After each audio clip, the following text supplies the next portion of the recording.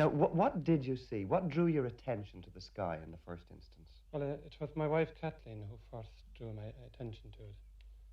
She pointed out something which looked like an aeroplane, but after some time, minute or so, we saw that it wasn't because of the shape, number one, and the lights. And at this stage, it consisted of, to our mind, it looked like a cloud with two lights shining out of it, but they weren't flashing on and off as you would see in an aeroplane. When we had travelled about 2 miles of the road, it had dropped to a level of about 100 feet from the ground. And how far away from it were you from it at this time? It's very difficult to say, but it looked like 150 to 200 yards. It was more or less hovering at this stage. Could you see a shape at this stage? No, just a mass of light. And it was coming down from the sky? It had come down, and at this stage it was hovering.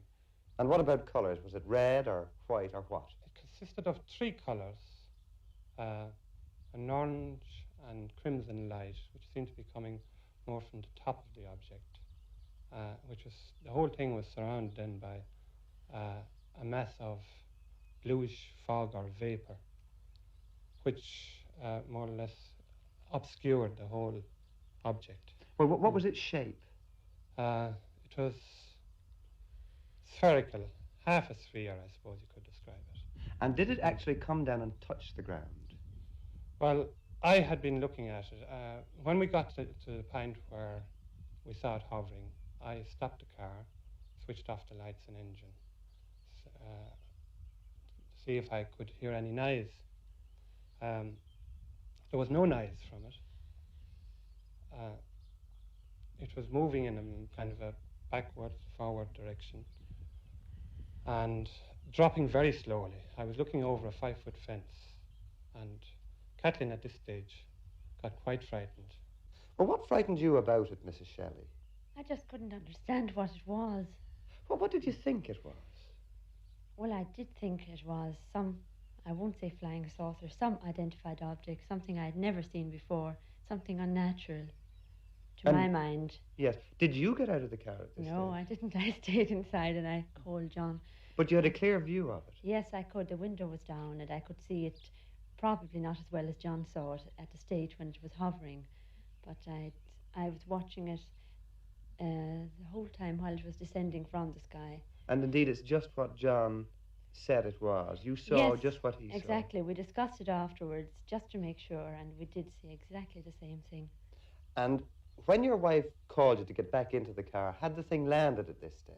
Well, it was just dropping below eye level at this stage, and my reaction then was to go down after it. And I was just about to climb the fence when Kathleen called me back. And discretion being the better part of valor, you went. I went, yes. Well, now let's just look at some of the possibilities. Do you think it could have been a meteorological balloon or something? This was my first thought, actually, that it could have been something like that. But then, of course, I don't know very much about meteorological balloons, but I would have thought that it couldn't drop so fast from the sky. It dropped that distance in less than 3 minutes. Or possibly have been 30 feet on the height of a house. Yes. But what about bog mist of some sort? Did this occur to you? It did occur to me, yes. Well, now, you've had a week or more to reflect on this. Have you thought what it could possibly be? I'm keeping an open mind on it.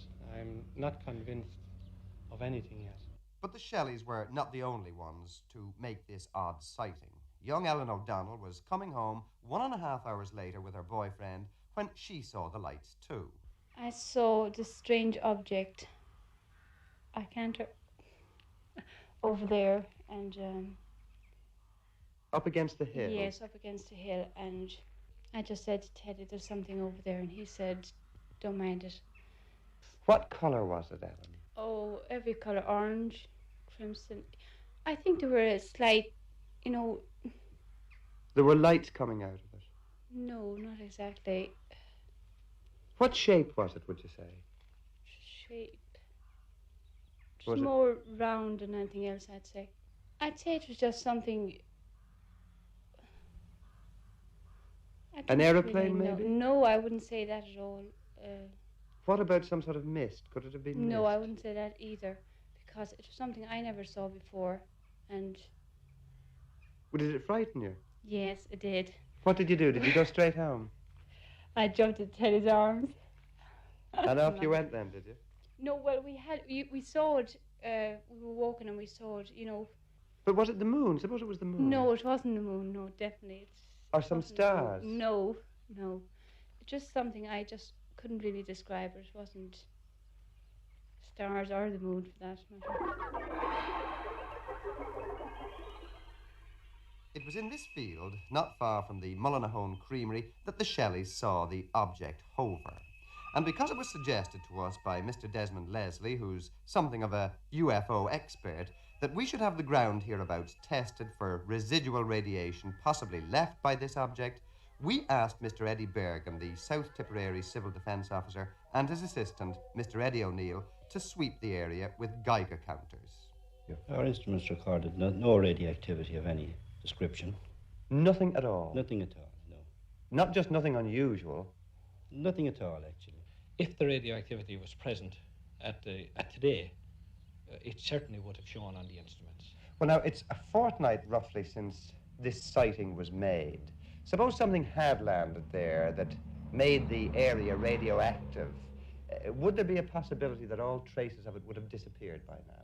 It's quite possible. I mean, it would depend on the intensity of the initial radiations, and we know that radioactivity decays according to a certain law, which is known as the 7/10ths law. In other words, if for every 7 multiple of the time, the radiations decrease to 1/10 of their intensity. So that if there was some radiation there, what you're saying is it could have disappeared by now. Well, it could be so slight that it wouldn't be picked up by our instruments. Mr. Bergen, if you'd found anything there, would you have been surprised? I would undoubtedly have been surprised. Mr. O'Neill, would you have been surprised? Well, to be perfectly honest, I think I would have been surprised, yes. But as Mr. Burton says, the instruments didn't show anything. It's possible that an initial radiation there could have decayed over the past 15 days, but as I say, I don't think I expected to find any radiation present.